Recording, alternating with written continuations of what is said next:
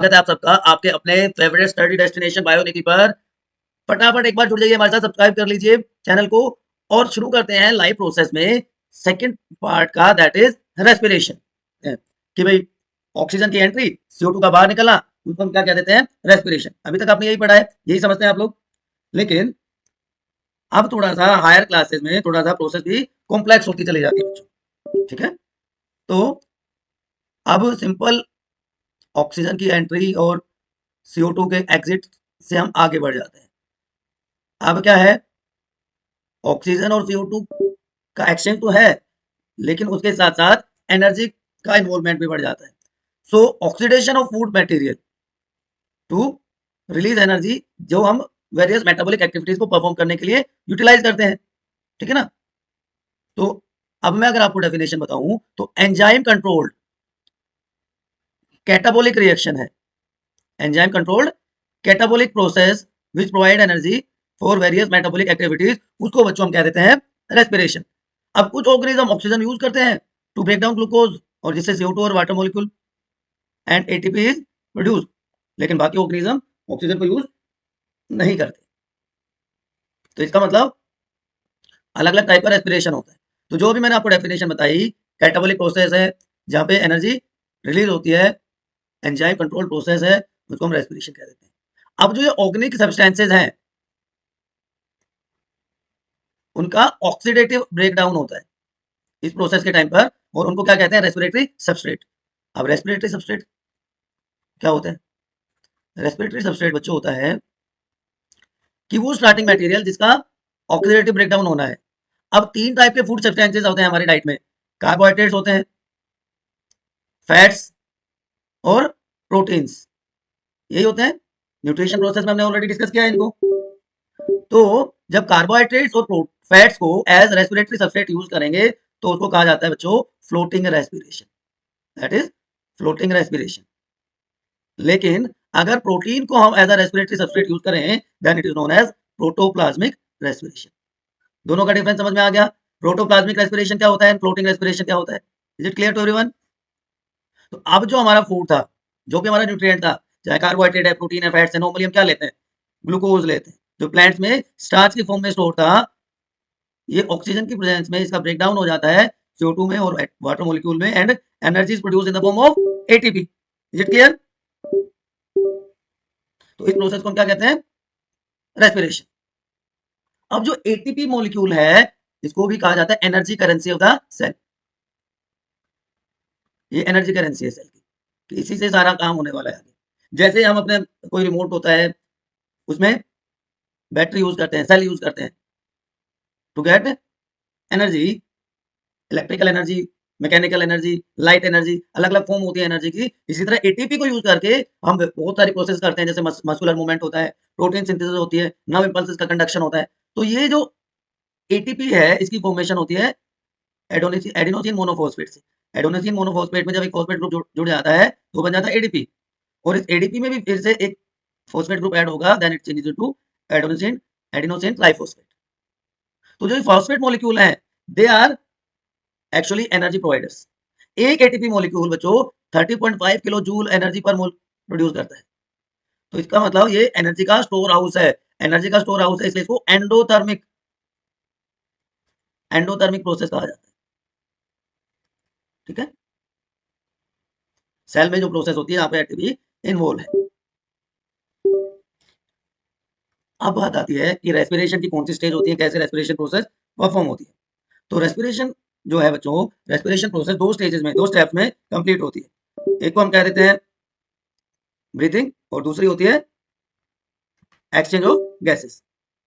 Simple oxygen की entry और CO2 का एग्जिट, इनहेलेशन या इंस्पायरेशन, एंड एक्सहेलेशन और एक्सपायरेशन, ये ब्रीथिंग मैकेनिज्म के दो स्टेजेस होते हैं, दो फेजेस होते हैं। ड्यूरिंग नॉर्मल ब्रीथिंग ये इंस्पायरेशन एक्टिव प्रोसेस है, जबकि एक्सपायरेशन एक्सहेलेशन पैसिव प्रोसेस होती है। एक्सचेंज ऑफ गैसेस में दो स्टेप आ जाते हैं इसमें भी। इसमें मेनली आता है कि एल्वियोलाई और ब्लड के बीच में, ब्लड कैपिलरीज के बीच में कैसे गैसेस का एक्सचेंज होता है। कि एटमॉस्फेयर से बॉडी में एंटर हो गई गैस, रेस्पिरेटरी गैस की बात हो रही है, उसके बाद रेस्पिरेटरी ट्रैक में जाकर alveoli which are site of gases exchange, किस तरह से ब्लड कैपिलरीज में इसका एक्सचेंज होता है। तो external respiration and internal respiration दो फेजेस में कंप्लीट होता है, एक्सटर्नल एंड इंटरनल रेस्पिरेशन।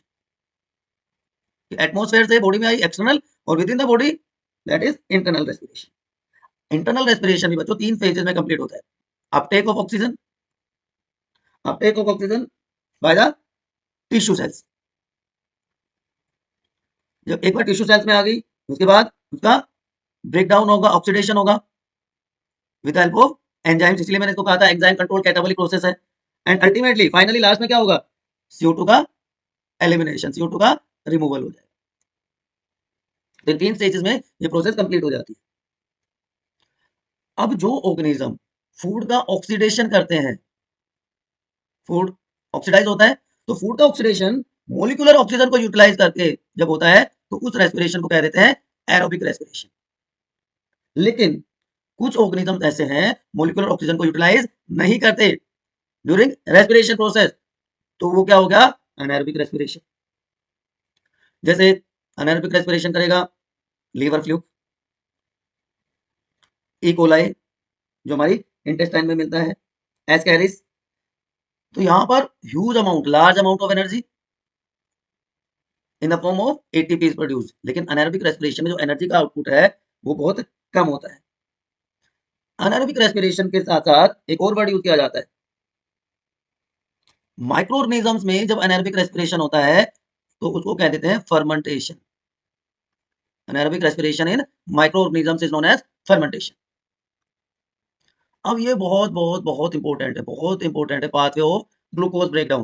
देखो बेटा, फोटोसिंथेसिस प्रोसेस का एंड प्रोडक्ट क्या था, चलिए बताइए फटाफट कमेंट सेक्शन में। What is the end product of photosynthesis? Starch बना था, प्लांट में स्टोर्ड फूड था। अब ये स्टार्च सलाइवा में जो सलाइवरी अमाइलिन एंजाइम था उसके हेल्प से माल्टोज में कन्वर्ट हो जाता है। तो जो 6 कार्बन कंपाउंड था ग्लूकोज C6H12O6 हमारे सेल के साइटोप्लाज्म में 3 कार्बन कंपाउंड पायरुवेट में कन्वर्ट हो गया। तो दो मॉलिक्यूल बने किसके, 3 कार्बन कंपाउंड के।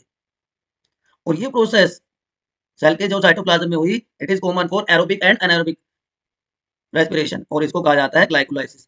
तो ग्लाइकोलाइसिस सब में होगा, चाहे अनएरोबिक रेस्पिरेशन हो चाहे एरोबिक रेस्पिरेशन हो। उसके बाद ये वेरी करता है कि अगर ऑक्सीजन एब्सेंट है, जैसे माइक्रो ऑर्गेनिजम्स में, यीस्ट में, तो इथेनॉल बन जाएगा एंड साथ में CO2 रिलीज होगी, एनर्जी ओनली 2 ATP मॉलिक्यूल्स। लेकिन ऑक्सीजन अगर प्रेजेंट है, माइटोकॉन्ड्रिया में जो प्रोसेस होगी वहां पे CO2 और H2O के साथ साथ 38 ATP molecules are produced. Human body में भी टेम्पररी अनएरोबिक कंडीशन होती है।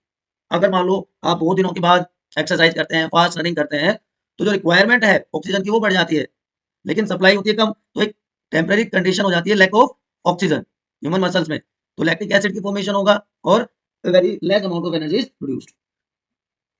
क्लियर? तो तीन टाइप का पाथवे हो गया depending upon the different conditions. तो एक बार उसको मैं वापस से समराइज करता हूं कि ऐसा सेलुलर रेस्पिरेशन जो ऑक्सीजन की प्रेजेंस में होता है, चाहे प्लांट हो चाहे एनिमल हो, वो क्या कहलाएगा, एरोबिक रेस्पिरेशन। लेकिन एरोबिक रेस्पिरेशन सारे के सारे मल्टी सेलुलर ऑर्गेनिजम्स में होगा। ये नेट रिएक्शन है, अच्छा यहाँ पर हमें ऐड करना पड़ेगा, ठीक है। तो CO2 और H2 प्रोड्यूस होगा और साथ में huge amount of energy 38 ATP। एक ATP से कितनी एनर्जी मिल रही थी पीछे मैंने बताया, बताइए कमेंट सेक्शन में फटाफट। तो 38 इंटू 30 पॉइंट, चलिए मैं नहीं बता रहा, 38 इंटू, आप बताइए फटाफट कमेंट सेक्शन में।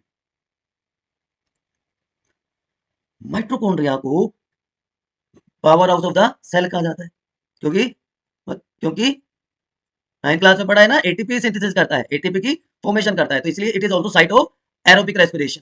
क्योंकि यहीं पर जो पायरुवेट था, पायरुवेट का ब्रेक डाउन हो गया CO2 में और H2 में, और साथ में मिली एटीपी।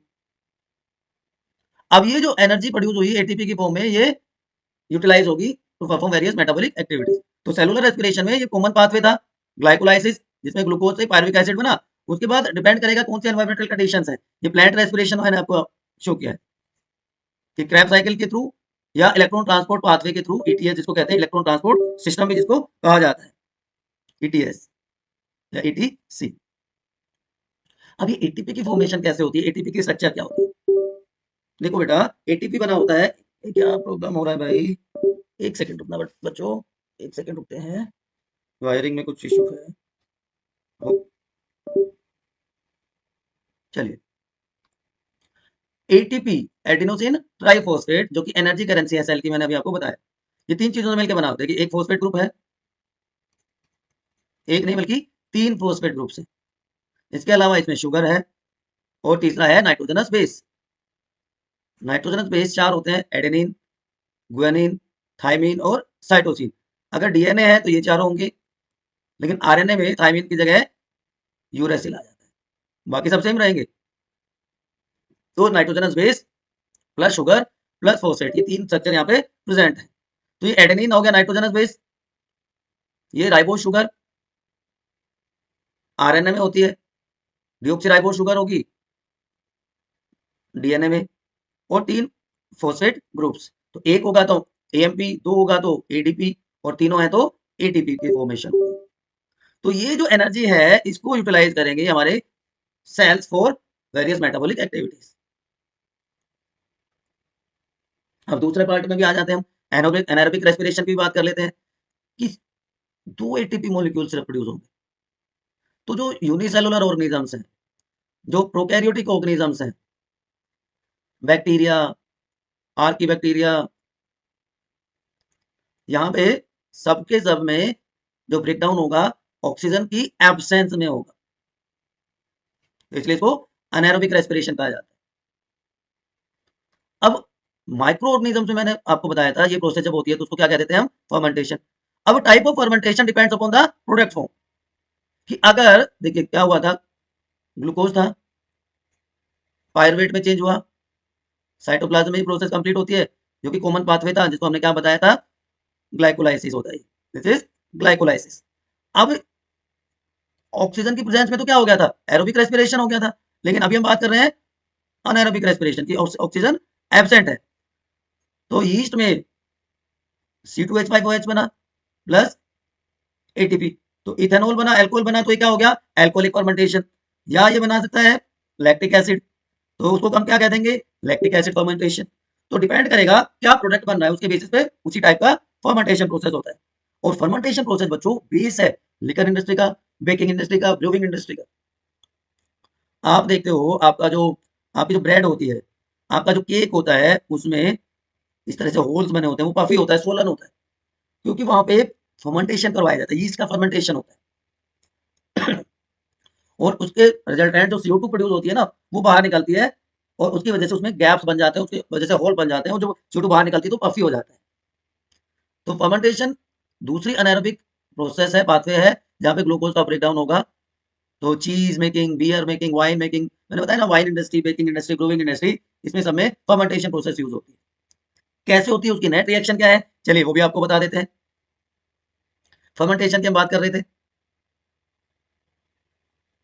देखिए शुगर थी हमारे पास, ग्लूकोज था हमारे पास, यीस्ट सेल माइक्रो ऑर्गेनिज्म है, तो उसमें क्या बना, इथेनॉल बना, C2H5OH प्लस CO2। तो ये क्या हो गया, एल्कोहलिक फर्मेंटेशन। ठीक है, दिस इज एल्कोहलिक फर्मेंटेशन। तो जो माल्टोज था, माल्टेज एंजाइम की प्रेजेंस में जैसे ग्लूकोज की फॉर्मेशन हुई, और ये ग्लूकोज फिर अल्टीमेटली चेंज हो गया इथेनॉल में। ये माल्टोज कहां से आया, याद करो कहां से आया, जो स्टार्च था उस स्टार्च को सलाइवरी अमाइलेज एंजाइम ने माल्टोज में कन्वर्ट कर दिया था, सिंपल शुगर में कन्वर्ट कर दिया था, और इस शुगर से फिर ग्लूकोज बना, ये अनदर फॉर्म है, और फिर वो इथेनॉल में कन्वर्ट हो। इसी तरह लैक्टिक एसिड की फॉर्मेशन होती है मसल्स में। सो जब हम विग्रस एक्सरसाइज करते हैं, हैवी एक्सरसाइज करते हैं, फास्टर रनिंग करते हैं, तो ऑक्सीजन की जो रिक्वायरमेंट है बॉडी को, वो तो बढ़ जाती है, लेकिन सप्लाई हो जाती है, या सप्लाई होती है कम। तो एक डेफिशिएंट क्रिएट हो गया, गैप क्रिएट हो गया, एक टेम्पररी कंडीशन हो गई, लैक ऑफ ऑक्सीजन। तो उस केस में क्या होगा, क्या होगा, अनाएरोबिक रेस्पिरेशन होगा, और उसके रिजल्टेंट लैक्टिक एसिड की फॉर्मेशन हो जाती है, और वो लैक्टिक एसिड हमारी मसल सेल्स में जाकर इकट्ठा हो जाता है। अब ये लैक्टिक एसिड जो है ना बच्चों, ऐसा नहीं कि वो पूरे टाइम पे लैक्टिक एसिड ही बना रहेगा, ये लैक्टिक एसिड जाएगा ब्लड के थ्रू लीवर में, और लीवर में इसका वापस से कन्वर्जन होगा पायरुवेट में, पायरुविक एसिड में, और पायरुविक एसिड फिर से साइटोप्लाज्म में आकर, सॉरी माइटोकॉन्ड्रिया में आकर और उसका एरोबिक ब्रेक डाउन करते हैं। ठीक है ना, तो ये सोलेबलाइज हो जाता है, लैक्टिक एसिड ग्रेजुअली सोलेबलाइज हो जाएगा और वापस से पायरुविक एसिड में कन्वर्ट हो जाता है। तो जब हम एक्सरसाइज करेंगे तो ये एनर्जी जो है, एनर्जी की रिक्वायरमेंट बढ़ जाती है, लेकिन सफिशिएंट ऑक्सीजन नहीं मिलती सराउंडिंग एटमॉस्फेयर से, तो हमारी बॉडी एनारोबिक रेस्पिरेशन के थ्रू अपनी एनर्जी रिक्वायरमेंट को फुलफिल करती है। और मसल फटीग में पता है क्या होता है, बताऊं क्या होता है, ये हालत होती है, ये बेचारा काम के बोझ का हमारा बैटरी डाउन, है ना, तो इस कंडीशन को कहते हैं मसल फटीग या मस्कुलर क्रैम्प।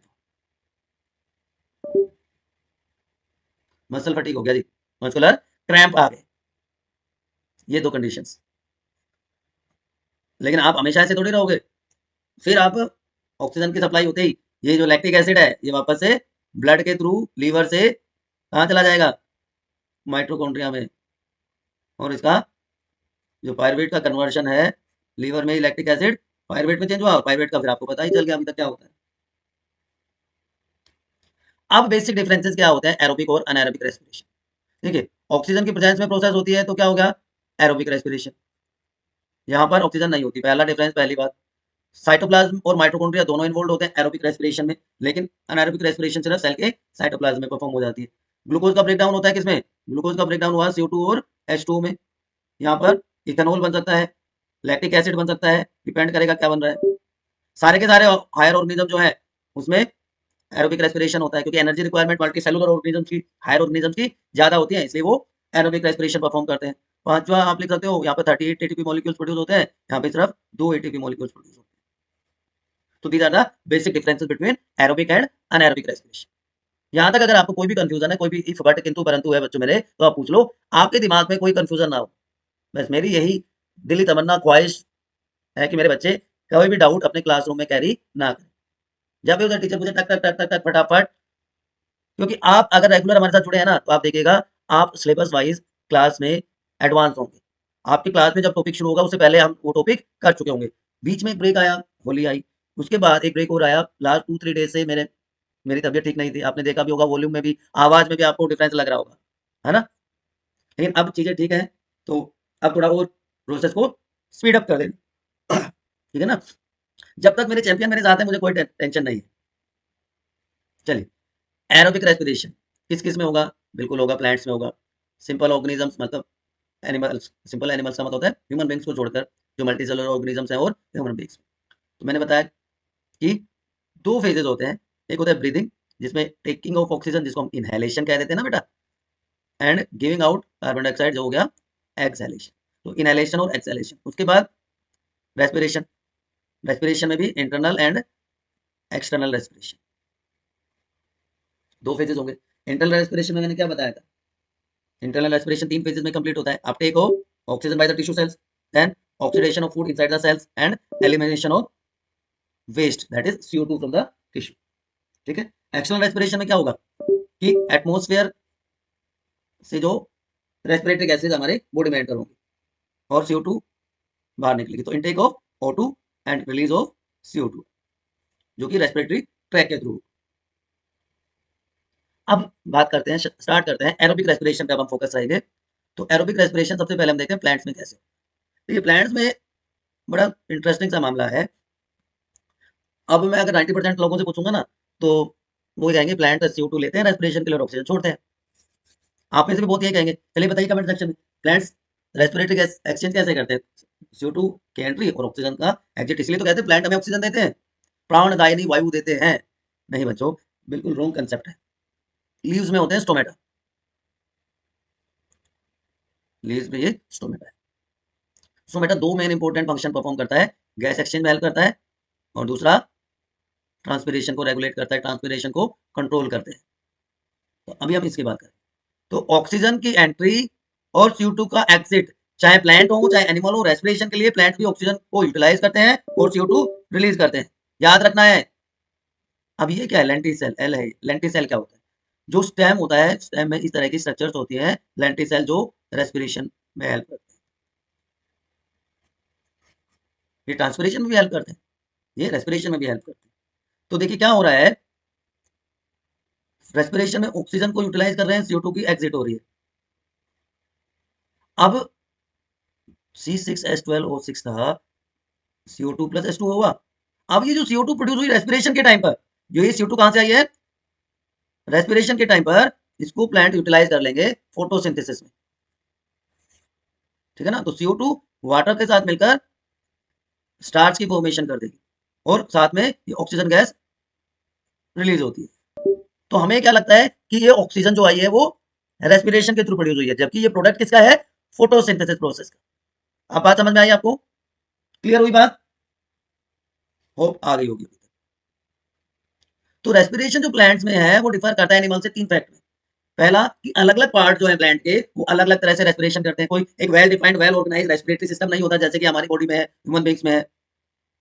प्लांट में क्योंकि अलग अलग पार्ट अलग अलग कर रहे हैं, तो ट्रांसपोर्टेशन भी ऑलमोस्ट नील होता है, नेग्लिजिबल। बाई रूट ने अपना कर दिया, स्टेम ने अपना कर दिया, लीव्स ने अपना कर दिया, तो ट्रांसपोर्टेशन की जरूरत ही नहीं है, ठीक है। और प्लांट्स में रेस्पिरेशन स्लो प्रोसेस होती है, जबकि एनिमल्स में ये बहुत फास्टर होती है। तो 3 बेसिक डिफरेंसेस आपको बताता हूँ कि all part of the plant perform respiration individually, लेकिन एनिमल्स में वेल ऑर्गेनाइज्ड सिस्टम होता है। दूसरा मैंने क्या बताया, वेरी लेस और नेग्लिजिबल ट्रांसपोर्ट होता है रेस्पिरेटरी गैसेस का from one part to another. Reason आपको पता है, अलग अलग पार्ट अलग अलग रेस्पिरेशन परफॉर्म करते हैं, जबकि लॉन्ग डिस्टेंस ट्रांसपोर्ट होता है एनिमल्स में। और रेस्पिरेशन प्लांट में स्लो प्रोसेस है एज कम्पेयर टू एनिमल्स। तो ये 3 बेसिक डिफरेंसेस आपको याद होने चाहिए, 3 डिफरेंस। और आपको ये भी पता चल गया कि जो O2 आती है प्लांट से, हमें जो O2 मिलती है which is a product of photosynthesis process. Respiration में तो प्लांट भी ऑक्सीजन को यूटिलाइज करते हैं। अब अलग अलग पार्ट कैसे अलग अलग फोटोसिंथेसिस परफॉर्म करते हैं, रूट से शुरू करते हैं। देखिए रूट जो होते हैं ना, रूट्स में बच्चे होते हैं रूट हेयर्स, रूट की टिप्स पे रूट हेयर्स होते हैं जिनके थ्रू एब्जॉर्प्शन होता है वाटर का और मिनरल्स का। तो हम कह सकते हैं root hairs are in direct contact with the atmosphere, air के डायरेक्ट कॉन्टैक्ट में है। तो एयर से जो ऑक्सीजन है वो डिफ्यूज होकर आएगी रूट एयर्स में, और जो CO2 है वो बाहर चली जाएगी इन्हीं रूट एयर्स के थ्रू। तो गैसेस का जो एक्सचेंज है रूट्स में रूट एयर की हेल्प से डिफ्यूजन प्रोसेस के थ्रू हो जाता है। So root hair are in contact with the air, तो सोइल की जो एयर है वहां से ऑक्सीजन रूट एयर्स में आ जाएगी और सारे के सारे रूट्स में ऑक्सीजन सप्लाई होगी। मीन टाइम क्या होगा, CO2 गैस जो प्रोड्यूस होगी मेटाबॉलिक प्रोसेसेस के थ्रू, वो इन्हीं रूट एयर्स के थ्रू बाहर निकल जाएगी डिफ्यूजन प्रोसेस के थ्रू। तो जो रूट्स में डिफ्यूजन प्रोसेस सफिशिएंट है गैसेस एक्सचेंज। अब जो दूसरे पार्ट है, स्टेम है, लीव्स है, उसमें कैसे होता है, स्टेम की बात कर लेते हैं। अब स्टेम में होते हैं स्टोमेटा, मैंने अभी थोड़ी देर पहले बताया था। स्टोमेटा के 2 फंक्शन थे, गैसेस एक्सचेंज और ट्रांसपिरेशन को रेगुलेट करना। तो स्टेम में स्टोमेटा की हेल्प से गैसेस एक्सचेंज हो जाता है। लेकिन जो वुडी स्टेम होते हैं, जो बहुत थिक स्टेम हो जाते हैं, जैसे आपने देखा होगा पीपल बनियन ट्री में देखा होगा, बहुत थिक स्टेम हो जाता है, वुडी स्टेम हो जाता है, बार्क आ जाता है। तो उस बार्क में लेंटिसेल्स होते हैं जो कि हेल्प करते हैं गैस एक्सचेंज। तो नॉर्मल स्टेम में स्टोमेटा के थ्रू और वुडी स्टेम में लेंटिसेल्स के थ्रू रेस्पिरेशन हो जाता है, गैस एक्सचेंज हो जाता है। अब बच गई क्या, अब बच गई क्या, लीफ। लीफ में क्या होता है, लीफ में भी स्टोमेटा होता है, ठीक है। अब डायरेक्शन ऑफ डिफ्यूजन किस पे डिपेंड करेगी, एनवायरमेंटल कंडीशन पे, प्लांट की रिक्वायरमेंट पे जा, ठीक है। तो रूट स्टेम और लीफ अलग अलग जो पार्ट है प्लांट के, अलग अलग तरह से रेस्पिरेशन परफॉर्म करते हैं। अब ये भी सुना होगा आपने अपने बड़ों से कि प्लांट्स के नीचे नहीं सोना चाहिए रात को। क्यों नहीं सोना चाहिए, ये देखिए हमारा गोलू जो है, गोलू मोलू जो है, चांद छुपा जो है बादल में, वहां पर रात को पेड़ के नीचे सो रहा है। क्यों नहीं सोना चाहिए, क्यों एडवाइस किया जाता है, देखो रात को और दिन में दोनों टाइम पे प्लांट रिलीज करते हैं CO2 ड्यूरिंग रेस्पिरेशन प्रोसेस। अब दिन में तो ये जो CO2 है यूज हो गई फोटोसिंथेसिस प्रोसेस में और ऑक्सीजन प्रोड्यूस हो गई।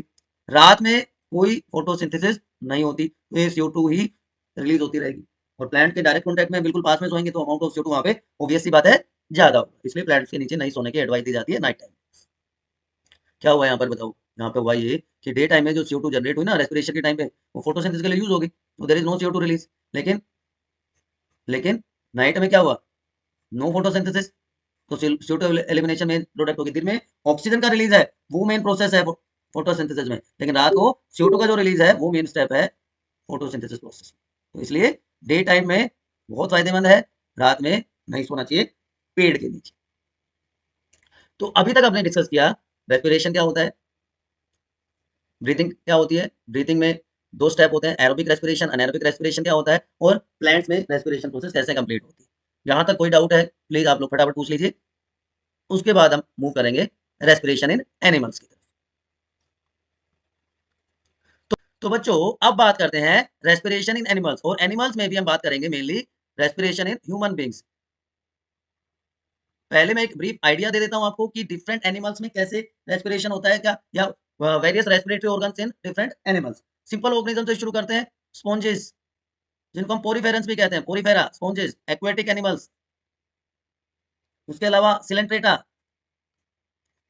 फ्लैटवॉर्म्स, ये सारे के सारे ऑर्गेनिज्म एक ही तरह का रेस्पिरेशन शो करते हैं कि जनरल बॉडी सरफेस के थ्रू गैसेस एक्सचेंज हो जाता है। जनरल बॉडी सरफेस के through simple diffusion process sufficient होती है फॉर गैसियस एक्सचेंज। ठीक है, दूसरे एनिमल्स में बात करें जैसे अर्थवॉर्म है, फ्लैटफॉर्म का मैंने बताया आपको कि सिंपल डिफ्यूजन प्रोसेस के थ्रू बॉडी सरफेस के थ्रू गैसियस एक्सचेंज हो जाएगा।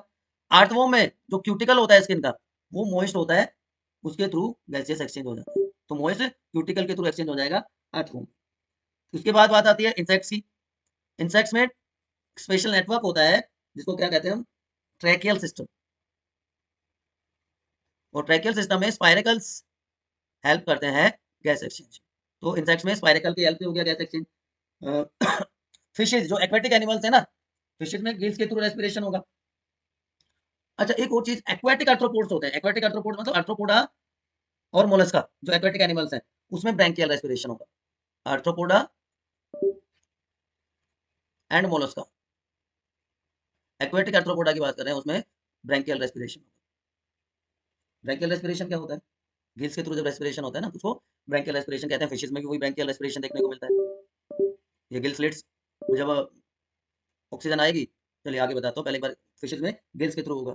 टेरेस्ट्रियल आर्थ्रोपोड्स में क्या, एक्वेटिक आर्थ्रोपोड तो मैंने बता दिया, टेरेस्ट्रियल आर्थ्रोपोड्स में कैसे होगा, टेरेस्ट्रियल आर्थ्रोपोड्स में कैसे रेस्पिरेशन होता है, वहां पर होता है लंग्स की हेल्प से, तो उसको कहते हैं पल्मोनरी रेस्पिरेशन। तो रेप्टाइल्स, बर्ड्स, मैमल सब में लंग्स के हेल्प से होता है, जिसको पल्मोनरी रेस्पिरेशन कहते हैं। एम्फीबियंस में, फ्रॉग में तो गजब काम होता है, गजब हुआ। फ्रॉग में होता है भाई बहुत टाइप का रेस्पिरेशन, वहां पे स्किन के थ्रू भी रेस्पिरेशन होता है, उसको कहते हैं क्यूटेनियस रेस्पिरेशन। ठीक है, और फ्रॉग में मॉइस्ट स्किन के थ्रू हो गया, उसके अलावा उसमें लंग्स भी होते हैं, जब वो लैंड पे होता है तो उसमें पल्मोनरी रेस्पिरेशन, क्या हो गया, कलर चेंज करो भाई, उसमें पल्मोनरी रेस्पिरेशन भी होता है। ठीक है ना। अब एक्वेटिक एनिमल्स कैसे करते हैं, देखिए एक्वेटिक एनिमल्स लेते हैं डिसॉल्व्ड ऑक्सीजन, जो वाटर में डिसॉल्व्ड है ऑक्सीजन उसको लेते हैं। अब ऑब्वियस सी बात है, एक तो टेरेस्ट्रियल ऑर्गेनिज्म है जो लैंड पे रहता है एनिमल, उसके पास तो सारी की सारी ऑक्सीजन अवेलेबल है, लेकिन जो डिसॉल्व्ड ऑक्सीजन है वो लेस होगी as compare to on land, है ना। तो जो डिसॉल्व्ड ऑक्सीजन है वो कम है as compare to air oxygen और एयर अवेलेबल ऑन लैंड, इसीलिए ब्रीदिंग रेट फास्टर होता है एक्वेटिक एनिमल्स में as compare to terrestrial animals. देखिए फिशेज में कैसे होगा, इनहेलेशन हो रहा है, ऑक्सीजन की एंट्री हो रही है, तो माउथ ओपन है, तो वाटर में जो डिसॉल्व्ड ऑक्सीजन है वो एंटर होगी, गिल कवर जिसको क्या कहते हैं अपर्क्यूलम, वो कवर क्लोज हो जाता है, और ऑक्सीजन एंटर कर गई बॉडी गिल्स में। लेकिन जब एक्सहेलेशन होगा तो माउथ यहाँ पे क्लोज है, गिल कवर जो अपर्क्यूलम है वो ओपन हो गया, उसके थ्रू CO2 बाहर चली जाएगी। तो इस तरह से गैसेस एक्सचेंज होता है एक्वेटिक एनिमल्स में, लाइक फिशेस, पिचिच पिचिच।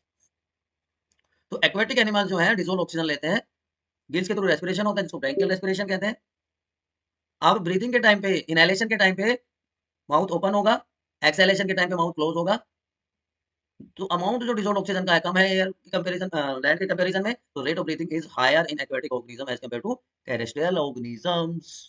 ठीक है बच्चों, तो ये तो बात होगी अलग-अलग एनिमल्स में किस तरह से रेस्पिरेशन परफॉर्म होता है, ओरिफेरा से लेके हमने, और coelenterata, platyhelminth, insects, mollusca, arthropoda, amphibian, reptile, birds, mammal सबकी बात कर ली। ठीक है ना। अब हम बात करते हैं अपनी, हम तो सेल्फिश है ही नहीं जी, हम तो दुनिया की सोचते हैं, सारे एनिमल्स के बारे में हमने बता दिया।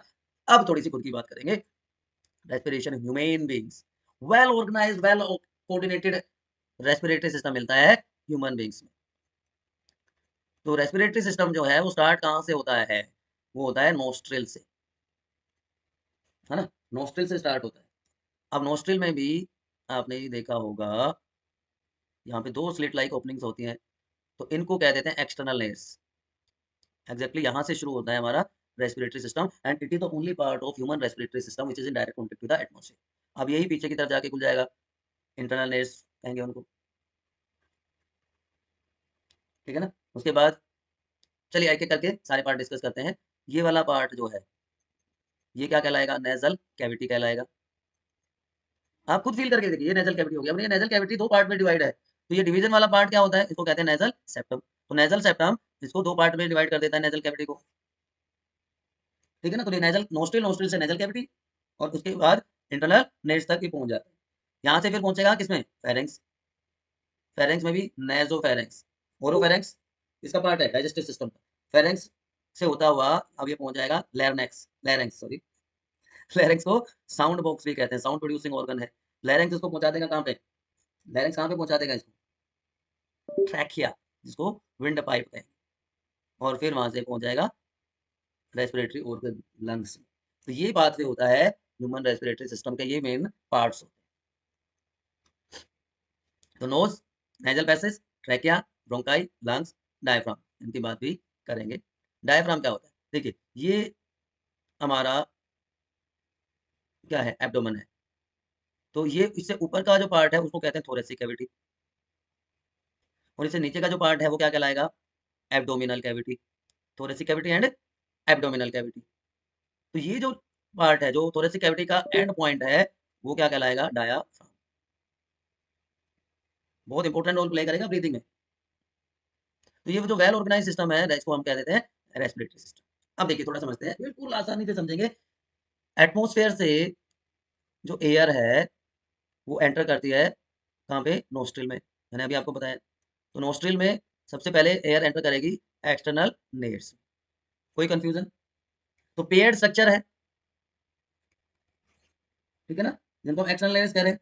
अब ये एक्सटर्नल लेयर्स ओपन होते हैं नेजल कैविटी में।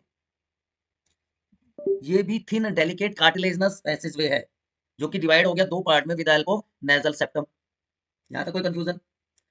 उसके बाद ये पहुंच जाएगा कहाँ पर इंटरनल लेयर्स में, जो इसकी दूसरी साइड है, इंटरनल लेयर्स में पहुंच गया। ये इसकी ओपनिंग होगी जो खुल जाएंगी कहाँ पे, फेरेक्स में। यहाँ तक मैं ऑलरेडी आपको बता चुका, ठीक है। Pharynx provide common passageway for food and air. Air के लिए तो क्या होगा, ओरोफेरेंस, नो सॉरी, नेसोफेरेंक्स और लेरेंगोफेरेंक्स। जबकि फूड के लिए क्या होगा, ओरोफेरेंक्स। तो कॉमन पैसेजवे है फॉर फूड एंड एयर। यहाँ से फूड पहुंच जाएगा, सॉरी फूड, फूड नहीं, एयर पहुंचेगी नेजल कैविटी में, सॉरी larynx में। तो from the nasal passage air enter into the pharynx and then it go to the windpipe. Trachea does not collapse when there is no air in the trachea। ये चलो पहले हम थोड़ा सा आगे पहुंचे, एक स्लाइड इंसर्ट करके आपको एक्सप्लेन। अब हम देखिए कहाँ पहुंचे हैं, हम पहुंच गए लैरिंक्स, ठीक। लैरिंक्स को साउंड बॉक्स भी कहा जाता है, लैरिंक्स और sound box sound producing organ होता है। अब प्यूबर्टी तक दोनों मेल और फीमेल में ये सेम दिखता है, कोई डिफरेंस नहीं होता अप टू प्यूबर्टी। लेकिन प्यूबर्टी के बाद मेल्स में ये हो जाता है प्रोमिनेंट। आप फील करिए, आप में वो चेंजेस आना शुरू हो गए होंगे, प्यूबर्टी वाले चेंजेस आना शुरू हो गए होंगे। तो यहाँ पर ही प्रोमिनेंट हो जाता है due to presence of Adam apple. Females में एडम सेपल नहीं होता है। नेक में आप देखिए फील हो रहा है कुछ, नहीं हो जाएगा, अभी नहीं हुआ तो 11th क्लास तक हो जाएगा, ठीक। अब लैरिंक्स में होते हैं अलग अलग टाइप के कार्टिलेजेस, जिसमें सबसे इंपॉर्टेंट है एपिग्लोटिस, ठीक है। लीफ शेप स्ट्रक्चर होती है। जो फेरेंक्स था वहां पे एक इस तरह की लीफ लाइक कवरिंग होती है, फ्लैप लाइक कवरिंग होती है, जो कि इलास्टिक कार्टिलेज की बनी होती है, discount of elastic cartilage, flexible होगा। तो स्वेलोइंग जब होगी ना, ड्यूरिंग स्वेलोइंग ये क्लोज कर देता है फूड पाइप को, इस एंट्री को क्लोज कर देगा जिससे कि फूड रेस्पिरेटरी ट्रैक में ना घुसे। तो ये एपिग्लोटिस इंपॉर्टेंट फंक्शन कर। इसके अलावा कुछ और कार्टिलेज होती है, मैं सिर्फ अभी आपको नाम बता देता हूँ, डिटेल में आपको जाने की जरूरत नहीं है। थायराइड कार्टिलेज होती है, यहाँ पे लार्जेस्ट कार्टिलेज है थायराइड। एक हो गया एपिग्लोटिस, दूसरी हो गई थायराइड कार्टिलेज। उसके बाद होती है cricoid cartilage, then cartilage of Santorini, cartilage of Santorini. सिर्फ नाम याद रखना है, नाम भी याद नहीं तो कोई बात नहीं, ठीक है ना। और आर्टिनोइड कार्टिलेज होती है, retinoid, and one more cricoid cartilage, Santorini, and एक और होती है ETCCCA, चलिए याद आएगा। तो ये नाम सिर्फ आपको याद रखना है। अगर आप में से किसी को याद ना रहे तो कोई टेंशन वाली बात नहीं, आपको इतना याद रखना एपिग्लोटिस वाला पोर्शन, ठीक है। अब मैं बता रहा था कि ये साउंड बॉक्स इसको क्यों कहते हैं। यहाँ पे दो पेयर वोकल कोड्स के प्रेजेंट होते हैं, true vocal cord and false vocal cords. And the vocal cord में जो वाइब्रेशन होते हैं वो साउंड प्रोड्यूस करते हैं। Vibration in vocal cord produces sound. तो वोकल कोड्स थिक होंगे किसमें, मेल्स में, ठीक है ना, males as compare to female. तो ये वाइब्रेट करेंगे स्लोली, भाई बड़े हैं ठीक है तो स्लोली वाइब्रेट करेंगे। तो मैन की जो वॉइस होती है कैसी होती है, लो पिच्ड वॉइस। जबकि जो किड्स हैं, जो फीमेल हैं, उनमें ये होते हैं थिन, तो ये हाई पिच्ड वॉइस प्रोड्यूस करते हैं। आपने देखा होगा ना, जब बच्चा रोता है तो उसके आवाज बहुत दूर तक जाती है ना, यही reason. So sound is produce by few vocal cords only. False तो नाम से ही पता चल गया ना, फॉल्स जो है फर्जी हो गया वो तो। उसके बाद नेक्स्ट पार्ट में चले हम, तो नेक्स्ट में आ जाता है हमारा ट्रैकिया। लैरिंक्स से एयर कहाँ जाएगी, ट्रैकिया में, जिसको हम कहते हैं विंड पाइप। ट्रैकिया और विंड पाइप, ठीक। ये बना होता है सूडो स्ट्रेटिफाइड कॉलमनर, इंपोर्टेंट है ये line, ciliated epithelium. Pseudo stratified columnar epithelial tissue से बना होता है। यहाँ पे म्यूकस ग्लैंड या ग्लैंडुलर सेल्स प्रेजेंट होती है। विंड पाइप होता है ये। और ये ट्रैकिया बना होता है incomplete C shaped cartilaginous rings का। Incomplete C shaped cartilaginous rings का बना होता है, which prevents collapsing of respiratory tract when there is no air in the tract। अब ये दो पार्ट में, दो ब्रांचेस में डिवाइड हो जाता है and each branch enter into the lungs of the respective side. तो जो ब्रांच बनी उसको कहते हैं प्राइमरी ब्रोंकाई। ये प्राइमरी ब्रोंकाई फर्दर डिवाइड हो जाती है सेकेंडरी ब्रोंकाई में, और secondary bronchi still give rise to fine branches, जिनको हम बच्चों कह देते हैं tertiary bronchi. So primary, secondary and tertiary bronchi are produced. इसके बाद ये ब्रोंकाई बना देते हैं स्टिल फाइन स्ट्रक्चर्स, जिनको ब्रोंक्यूल्स कहा जाएगा। And bronchioles give rise to grape like structure, that is alveoli, and bunch or group of alveoli is known as alveolar sac। तो इस एक्सटेंसिव ब्रांचिंग की वजह से जो टोटल सरफेस एरिया है लंग्स में वो 80 मीटर स्क्वायर तक पहुंच जाता है, which is necessary for effective gaseous exchange. Effective gaseous exchange के लिए बहुत बहुत जरूरी होता है, ठीक है। तो ये बात होगी ट्रैकिया की। तो अब हम देखते हैं कि यहाँ पे हम पहुंच गए थे कि ट्रैकिया डज नॉट कोलैप्स। अब आपको पता चल गया क्योंकि वहां पे कार्टिलेजिनस रिंग्स प्रेजेंट है। तो अपर पार्ट ऑफ ट्रैकिया, जिसको हम लैरिंक्स कहते हैं, वॉइस बॉक्स हो गया। लोअर एंड पे ये ब्रांच हो जाता है, ब्रोंकाई बना देता है। ब्रोंकाई दोनों लंग्स में एंटर हो जाते हैं। लंग्स थोरेसिक कैविटी में प्रेजेंट, उसकी हम बात करते हैं, जो कि प्रोटेक्टेड होते हैं रिब केज से, ठीक है। ये सारी की सारी एक्सटेंसिव ब्रांचिंग आपको दिख रही है। आप फटाफट इसको लेबल करके बताइए मुझे। मैं पूछ रहा हूँ आपसे सारे पार्ट्स। ये क्या हो गया, चलिए ये बताइए, इस पार्ट को क्या कहेंगे, ये जो स्ट्रक्चर बनी इसको क्या कहेंगे, ये पार्ट क्या है, फटाफट इन स्ट्रक्चर के बारे में बताइए, ठीक है। चलिए अब लंग्स की बात कर लेते हैं। Lungs are respiratory organ in human beings. हमारी बॉडी का जो रेस्पिरेटरी ऑर्गन है, जो पेयर्ड स्ट्रक्चर है, वो क्या कहलाती है, लंग्स। थोरेसिक कैविटी में प्रेजेंट है। जो राइट लंग है वो तीन पार्ट में डिवाइड होता है, superior, middle and inferior lobe, with the help of two fissures. एक होता है horizontal fissure and second one is known as oblique fissure. तो दो फिशर राइट लोब को तीन पार्ट में डिवाइड कर देते हैं, जबकि लेफ्ट साइड में सिर्फ दो ही लोब प्रेजेंट है, superior lobe and inferior lobe, और एक फिशर है जिसको हम क्या कहते हैं, हॉरिजॉन्टल फिशर। यहाँ पर भी आप देख सकते हैं सुपीरियर, मिडिल एंड इंफीरियर तीन लोब है, हॉरिजॉन्टल फिशर और ऑब्लिक फिशर उसको तीन पार्ट में डिवाइड कर देता है। Lung is supported by this diaphragm. Lung का जो बेस है वहां पे डायाफ्राम प्रेजेंट है। अपेक्स जो होता है वो नैरो होगा, जो बेस होता है वो वाइड होता है। Left lung is always smaller than right lung, क्योंकि यहाँ पे कार्डियक नोच प्रेजेंट होती है टू अकोमोडेट हार्ट, ठीक है ना। डबल मेम्ब्रेन स्ट्रक्चर है। आउटर लेयर को कहते हैं parietal pleura, inner layer is known as visceral pleura. दोनों मेम्ब्रेन के बीच में एक फ्लूइड भरा होता है जिसको कहा जाता है प्लूरल फ्लूइड। ये प्लूरल फ्लूइड लुब्रिकेंट की तरह काम करता है, फ्रिक्शन को रिड्यूस कर देता है। तो प्लूरा लंग्स हेल्प करते हैं यहाँ पे प्लूरल फ्लूइड भरा होता है, लुब्रिकेंट की तरह काम करता है, ये सारी चीजें मैं आपको ऑलरेडी बता चुका हूँ। This is structure of lungs. तो ओवरऑल अगर अभी तक जो अगर हम उसको डिस्कस करें, उसको देखें, तो देखिए एयर एंटर हुई बॉडी में नोस्ट्रिल्स के थ्रू, रेस्पिरेटरी पैसेज में चलेगी, फेरेंक्स में पहुंची, फेरेंक्स से लैरिंक्स में चलेगी जिसको हम साउंड बॉक्स कहते हैं, वहां से होती है ट्रैकिया में पहुंच गई जो विंड पाइप है ना, और ट्रैकिया से ये पहुंच जाती है फिर लंग्स में, जिस स्ट्रक्चर अभी हम डिस्कस कर रहे थे। अब लंग्स के अंदर ब्रांचिंग हुई, primary, secondary and tertiary bronchi बना, and tertiary bronchi give rise to bronchioles. बच्चों ये ब्रोंक्यूल्स भी 3 टाइप के होते हैं। सबसे पहले होते हैं lobular bronchiole, respiratory bronchiole and terminal bronchiole. अब ब्रोंकाई और ब्रोंक्यूल में फर्क क्या है? देखिए जो डिवीजन हुआ था, यहाँ पे ब्रोंकाई में कार्टिलेजिनस रिंग्स प्रेजेंट होंगी, लेकिन ब्रोंक्यूल्स में कार्टिलेजिनस रिंग्स नहीं होती। ये बेसिक डिफरेंस होता है ब्रोंकाई और ब्रोंक्यूल्स में। अब लंग्स के अंदर ये ब्रोंकाई डिवाइड कर जाते हैं, ब्रोंक्यूल्स बना देते हैं, और अल्टीमेटली ये सैक लाइक स्ट्रक्चर बनती है जिनको क्या कहते हैं हम? Alveoli. Bunch of alveoli is known as alveolar sac. अब इस एल्वियोलाई की वॉल्स बहुत थिन होती है, डेलिकेट होती है, और उनके साथ साथ होती है ब्लड कैपिलरीज, ठीक है ना। जहाँ पे तो alveoli are site of gases exchange. Organ क्या है? लंग्स है, लेकिन जो एक्सचेंज होगा वो कहाँ पे होगा? एल्वियोलाई में। Millions of alveoli are found in each lung, और हमने देखा एक्सटेंसिव ब्रांचिंग की वजह से सरफेस एरिया भी काफी फोल्ड तक इंक्रीज हो जाता है।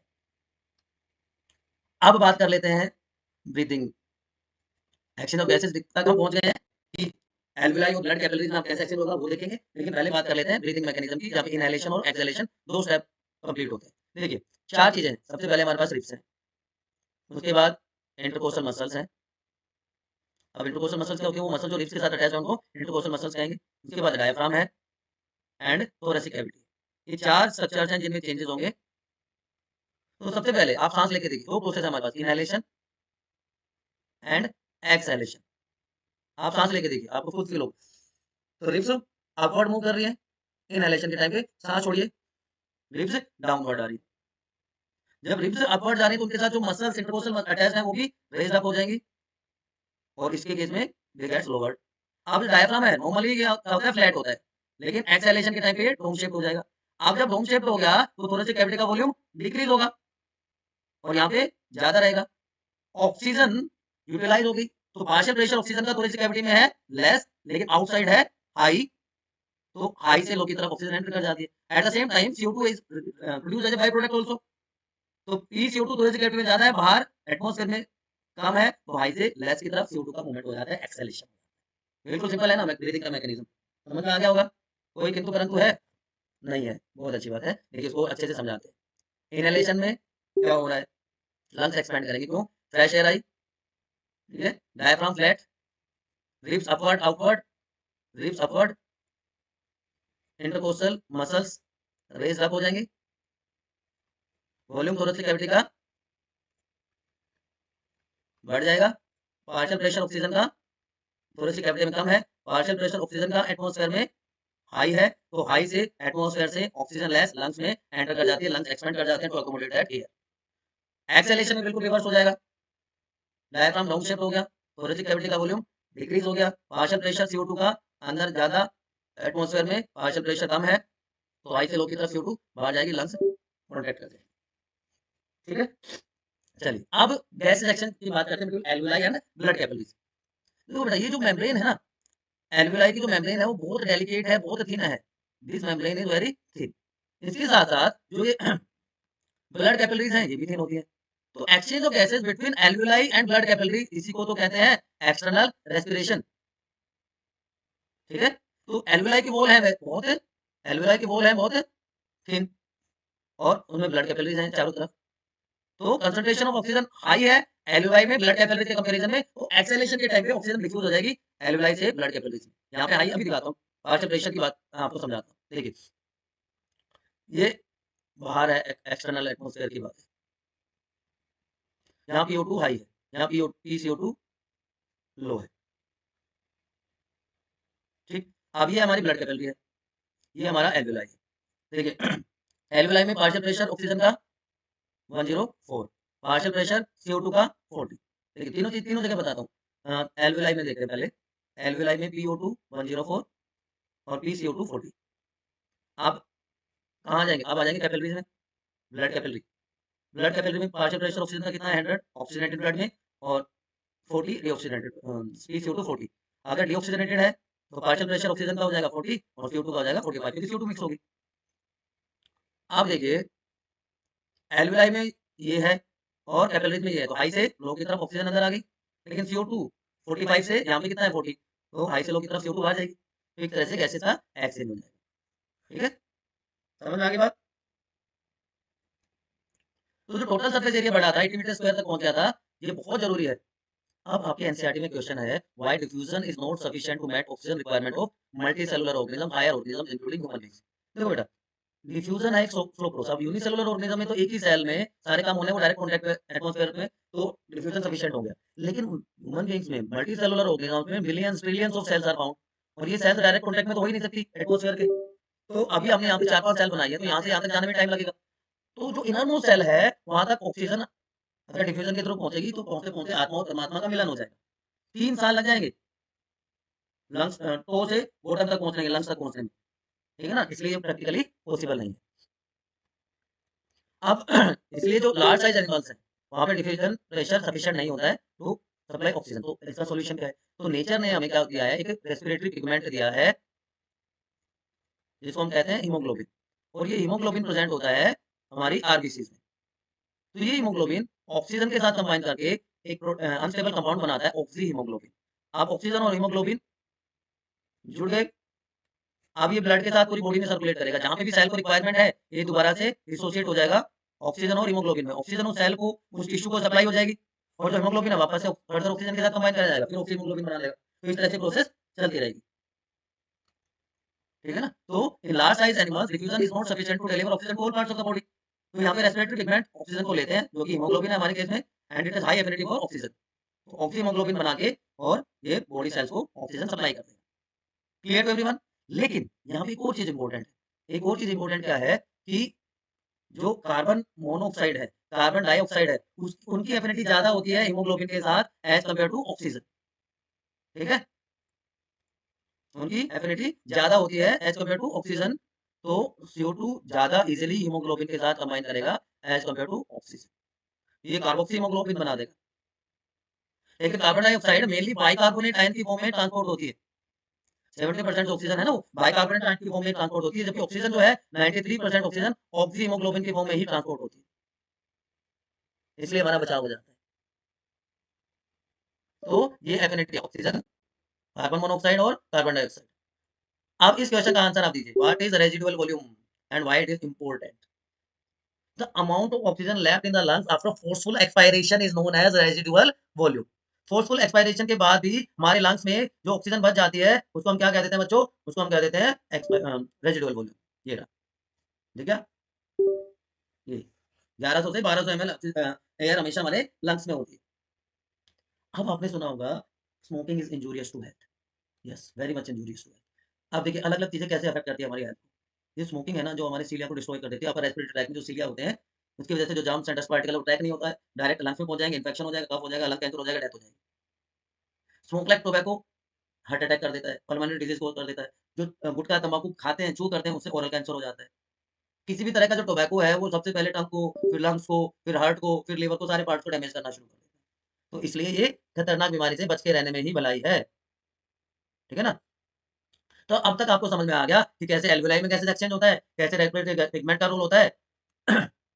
तो इंटरनल रेस्पिरेशन अभी तक हमने देख लिया कि ऑक्सीजन डिफ्यूज होगी ब्लड कैपिलरीज में और CO2 बाहर निकल गई, कार्बन डाइऑक्साइड एक्सहेलेशन के थ्रू बाहर निकल जाती है, ऑक्सीजन इनहेलेशन के थ्रू आ जाती है। तो अब हमारी रेस्पिरेशन प्रोसेस हो गई कंप्लीट।